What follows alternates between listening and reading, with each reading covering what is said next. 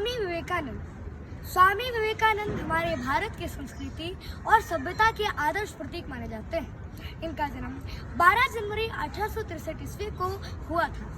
घर का नाम इनका नरेंद्र था।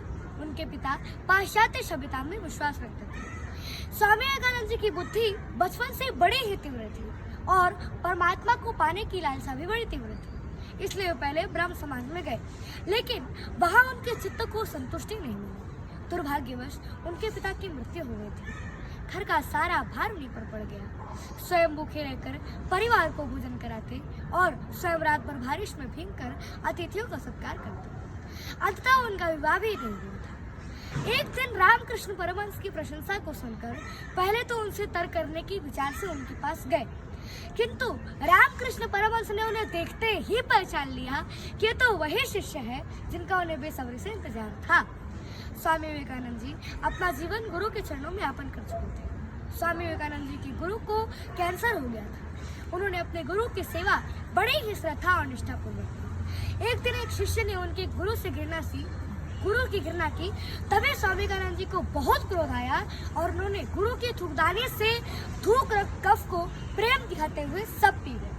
गुरु के प्रति ऐसी अनन्य भक्ति की कि स्वयं के अस्तित्व को गुरुदेव के चरणों में विलीन कर दिया।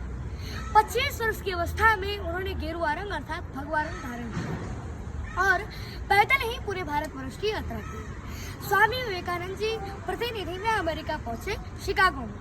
1893 ईस्वी में विश्व हिंदू परिषद हो रही थी। उस समय यूरोप और अमेरिका हम भारतवासियों को हीन दृष्टि से देखते थे और वे चाहते थे कि स्वामी विवेकानंद जी को कुछ बोलने का अवसर ही न मिले।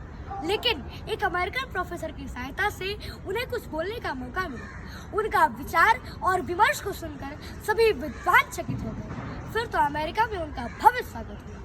3 वर्ष तक वे अमेरिका में ही रहे।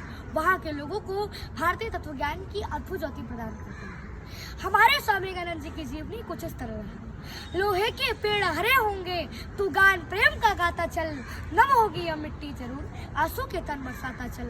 सिसकियों और चटकारों से जितना भी हो आकाश भरा, कंकालों के हो ढेर, खप्परों से चाहे वो पटी धरा।